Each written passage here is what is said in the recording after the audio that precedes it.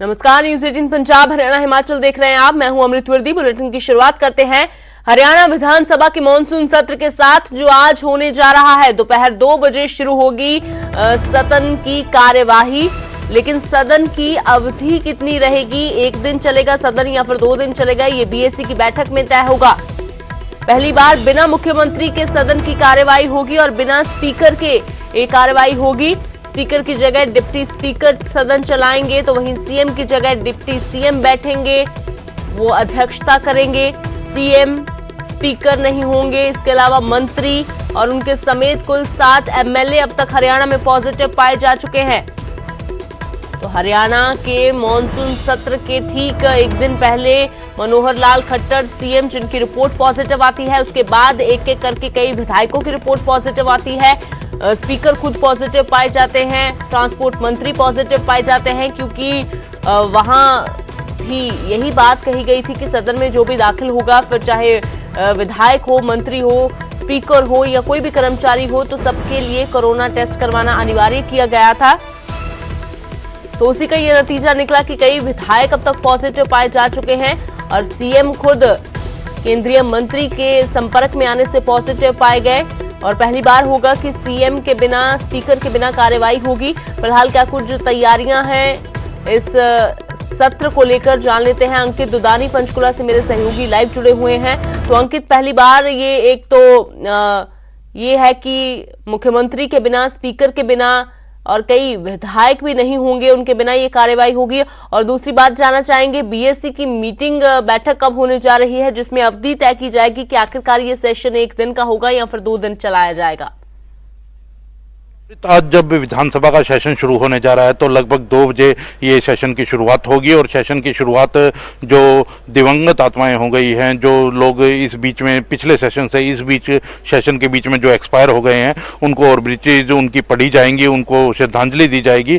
और लगता नहीं है कि उसके बाद सेशन चलेगा, क्योंकि लगातार जिस तरह से मुख्यमंत्री कोरोना पॉजिटिव पाए गए, उसके बाद विधानसभा अध्यक्ष कोरोना पॉजिटिव पाए गए, मूलचंद शर्मा परिवहन मंत्री कोरोना पॉजिटिव पाए गए, उसके साथ साथ जो 3 और से 4 विधायक हैं वो कोरोना पॉजिटिव पाए गए। तो उसके बाद से लगातार जो एक माहौल बना है वो यही माहौल बना है। और कल डिप्टी स्पीकर ने साफ कर दिया था कि कुछ विधायकों की भी उनके पास अर्जी आई है कि जो सत्र है उसको एक ही दिन का कर दिया जाए, जिससे कि उनको रात को यहाँ ना रुकना पड़े और वो अपने अपने घर को चले जाएं, क्योंकि कोरोना जो महामारी है वो लगातार लोगों को चपेट में ले रही है। तो ये लगभग तय है कि सदन एक ही दिन चलेगा और आज ही सत्र की कार्रवाई अनिश्चितकाल के लिए वो जो रोक दी जाएगी। और लेकिन उससे पहले की जो अगर कार्रवाई की बात करें तो पहले और भी चीज पढ़ी जाएंगी। उसके बाद कुछ बिल ऐसे हैं जो सदन के अंदर आने हैं। वो पंचायतों का बिल की बात करें कि पंचायतों का जो बिल है, जो 50% महिलाओं को आरक्षण देना है, वहीं BCA जो कैटेगरी है उसको आरक्षण देना है। 8%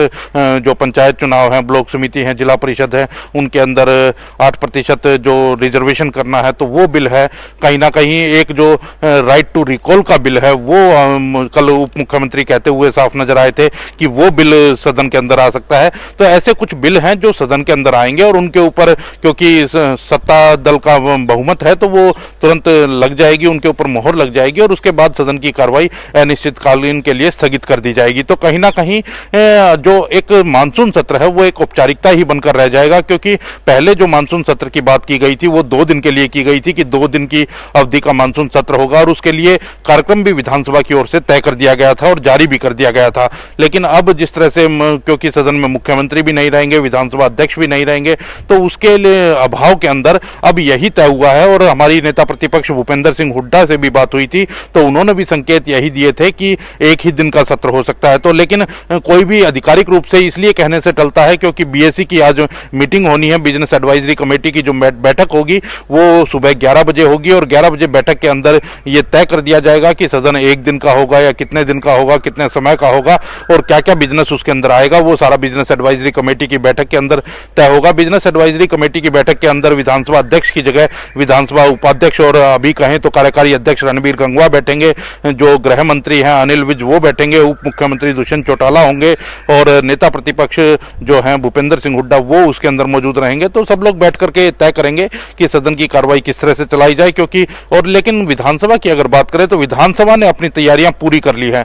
सोशल डिस्टेंसिंग के तहत सदन कराने की बात थी तो पूरी तरह से तैयारी कर ली है कि एक बेंच पे एक विधायक को बिठाना है, वहीं मास्क की व्यवस्थाएं पूरी कर रखी है, सैनिटाइजर की व्यवस्था पूरी कर रखी है, विधायकों के लिए ग्लव्स की व्यवस्था की गई है और विधानसभा के भी 6 कर्मचारी कोरोना पॉजिटिव पाए गए थे। तो उसके बाद से अब लगातार कर्मचारियों में भी एक हड़कंप है। तो कहीं ना कहीं आज का जो मानसून सत्र है वो कहीं ना कहीं एक रस्म अदायगी बनकर के रहने वाला है और कुछ ही देर चल करके ये जो सत्र है उसकी जो कार्रवाई है ये एक रस्म अदायगी जैसे आपने कहा वही बन के रह जाएगा। इसीलिए ये एक दिन का अगर सेशन होगा तो उसमें से महज कुछ घंटों की कार्यवाही ही हो पाएगी, क्योंकि जैसे 2 बजे इस सदन की सत्र की शुरुआत होगी और उसके बाद कुछ ही घंटों में इसको खत्म कर दिया जाएगा। तो कुल मिलाकर ये कुछ घंटों की कार्यवाही होगी और जो एक संवैधानिक परंपरा हम कह सकते हैं कि इसको पूरा करने के लिए जरूरी थी, मजबूरी भी थी सरकार की। 6 महीनों में एक बार सत्र करवाना जरूरी होता है। शुक्रिया अंकित फिलहाल इस तमाम जानकारी के लिए। तो हरियाणा विधानसभा का मानसून सत्र आज दोपहर 2 बजे इसकी कार्यवाही शुरू होने जा रही है और आधिकारिक तौर पर बेशक अभी इसकी पुष्टि नहीं की गई है कि ये 1 दिन का होगा या 2 दिन का, लेकिन जैसे अंकित ने बताया कि लगभग ये तय कर लिया गया है कि सदन की कार्यवाही सिर्फ 1 ही दिन चलाई जाएगी।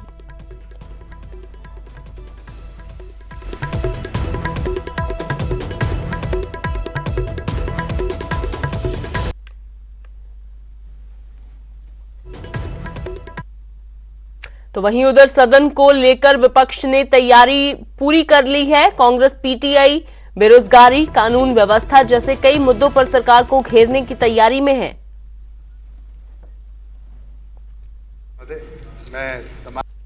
हम पूरी तरह से तैयार हैं, चाहे वो हमारे एडजॉर्नमेंट मोशन हैं, कॉलिंग अटेंशन है, प्रस्ताव हैं, जो मुद्दे हैं, बेरोजगारी है, कानून व्यवस्था है और जो घोटाले हो रहे हैं, तो बहुत ज़बरदस्त वो है। सरकार को घेरने का काम करेंगे और क्योंकि ये सरकार जो है बिल्कुल विफल सरकार है और कानून व्यवस्था की हो गए और कोरोना की आड़ में ये घोटालों को वो खुद बंद करना चाहते हैं। तो कोरोना के कहर के कारण ही सत्र की जो अवधि है उसको 1 दिन के लिए ये विचारा जा रहा है। लगभग तय कर लिया गया है कि इसको 1 ही दिन रखा जाएगा। तो हरियाणा में किस तरह से कोरोना का कहर है, अब तक मुख्यमंत्री खुद चपेट में आ चुके हैं, विधायक चपेट में आ चुके हैं। हरियाणा से जुड़ी 10 बड़ी बातों के जरिए आपको हालात बयां करते हैं। हरियाणा में 24 घंटों के दौरान 1148 केस नए सामने आए हैं, 10 लोगों की मौत हो गई है। फरीदाबाद में 132, गुरुग्राम में 114 नए केस, रेवाड़ी में 129, पानीपत में 109 नए केस, करनाल में 80, हिसार में 74, रोहतक में 72, अंबाला में 71, सरसा में 70, कुरुक्षेत्र में 52, सोनीपत और फतेहाबाद में 34 नए केस आए हैं। कैथल में 4, फरीदाबाद में 2 मरीजों की मौत हुई है। अंबाला, करनाल, पंचकुला, फतेहाबाद में 1-1 मौत हुई है। हरियाणा में कुल 56,608 केस हैं और 623 लोगों की जान अभी तक चली गई है। अगर प्रदेश में बात की जाए रिकवरी की तो 46,496 मरीज रिकवर हो चुके हैं और 9,489 एक्टिव केस अभी भी, यानी कि 10,000 के करीब अभी भी एक्टिव केस प्रदेश में। लेकिन अगर रिकवरी की बात की जाए तो हरियाणा का रिकवरी रेट काफी तेजी से बढ़ रहा है। अगर केस बढ़ रहे हैं तो लोग रिकवर भी जल्दी से हो रहे हैं। नीरज अंबावता मेरे सहयोगी लाइव जुड़े हैं, सीधा उनका रुख करते हैं। तो नीरज, कोरोना का कहर तो जारी है लेकिन ये राहत की बात जरूर होती है कि रिकवरी भी साथ साथ में बढ़ती है। बात की जाए अगर हरियाणा की तो चिंता बढ़ाने वाले 2 शहर थे, पहले गुरुग्राम और अब फरीदाबाद में केस तेजी से सामने आ रहे हैं। दिल्ली से सटे हुए दोनों ये शहर। जी बिल्कुल, देखिए अगर हम कोरोना की हरियाणा की बात करें तो पूरे देश भर में जिस तरह से साउथ के राज्यों की बात करें या फिर हरियाणा के लगते हुए राज्यों की बात करें, चाहे दिल्ली, तेलंगाना और तमिलनाडु की बात करें, महाराष्ट्र की बात करें, दिल्ली की बात करें, उन तमाम राज्यों से जो है हरियाणा के हालात अगर हम कंपैरिजन करें तो 15वें नंबर पर हरियाणा है और दूसरे राज्यों के मुकाबले हरियाणा में थोड़ी सी राहत जरूर है। लेकिन जिस तरह से दिल्ली के से सटे हुए जिले हैं, चाहे उनमें फरीदाबाद की बात करें, हम रेवाड़ी की बात करें, पानीपत की बात करें, सोनीपत की, गुरुग्राम की बात करें, रेवाड़ी की बात करें, तो लगातार इनमें जो है कोरोना के मामले बड़ी तेजी के साथ बढ़ रहे हैं और पूरे प्रदेश भर में अब 56,000 से ज्यादा जो है कोरोना के मामले सामने आ चुके हैं। और लगातार जो है रोज की हम बात करें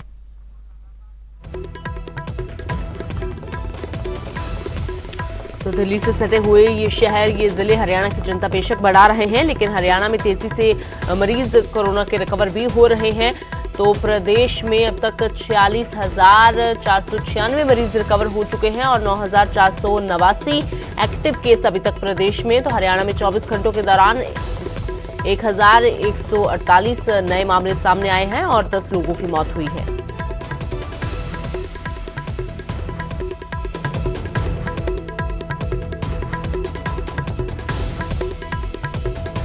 हरियाणा में जिस तरह के हालात बने हुए हैं कि कोरोना से सिर्फ लोग ही नहीं बल्कि हरियाणा के खुद मुख्यमंत्री उसकी चपेट में आ चुके हैं।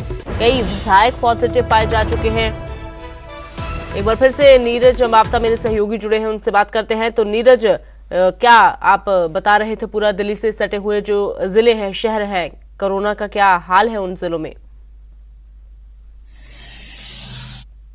गुरुग्राम की बात करें, फरीदाबाद की बात करें, सोनीपत की बात करें, रेवाड़ी की बात करें या फिर तमाम दूसरे उन जिलों की बात करें जो दिल्ली से सटे हुए हैं, उनमें बड़ी तेजी के साथ जो है कोरोना के मामले बढ़ रहे हैं और एक दिन में 100 से ऊपर लगातार पिछले 1 महीने से मामले बढ़ते आ रहे हैं। तो कहीं ना कहीं चिंता का विषय ये हरियाणा के लिए है, क्योंकि जो दिल्ली से सटे इलाके हैं उनमें बेहद ज़्यादा केस है और इसी को देखते हुए हेल्थ विभाग की तरफ से जो है टेस्टिंग रेट डबल कर दी गई है। और गुरुग्राम की अगर हम खास बात करें या फिर फरीदाबाद की बात करें तो इन जिलों में जो है हर रोज 3000 से ज़्यादा कोरोना के टेस्ट हो रहे हैं और हेल्थ विभाग की तरफ से तमाम एडवाइजरी जारी की है। हालांकि जो है अब हरियाणा सरकार की तरफ से ये भी कहा गया है कि अब शनिवार और रविवार को 2 दिन बाजार, मार्केट और मॉल, साथ ही साथ सरकारी दफ्तरों के साथ प्राइवेट जो ऑफिस है वो भी अब शनिवार और रविवार को बंद रहेंगे।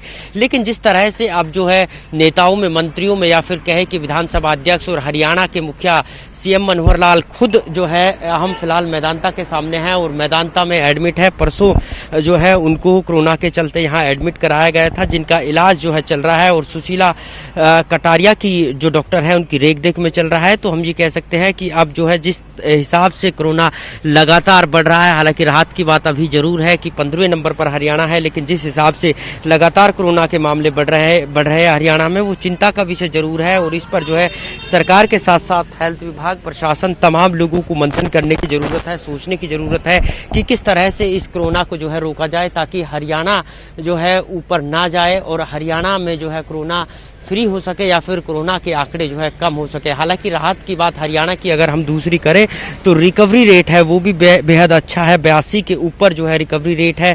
साथ ही साथ डेथ रिकवरी की बात करें तो हम जो है 1 पॉइंट पर है। तो ऐसे में हरियाणा जो है कई आंकड़ों के लिहाज से तो अच्छा है, लेकिन जिस हिसाब से लगातार जो है आंकड़े बढ़ रहे हैं उसमें सोचने की जरूरत है। और खासकर उन इलाकों की, उन जिलों की बात करें जो दिल्ली से सटे हुए हैं, जिनमें फरीदाबाद हो या फिर गुरुग्राम हो या फिर रेवाड़ी, सोनीपत, पानीपत, उन इलाकों में लगातार जो है कोरोना के मामले बढ़ रहे हैं। और जिलों में जरूर कोरोना के मामले लगातार तेजी से बढ़ रहे हैं। शुक्रिया फिलहाल इस तमाम जानकारी के लिए।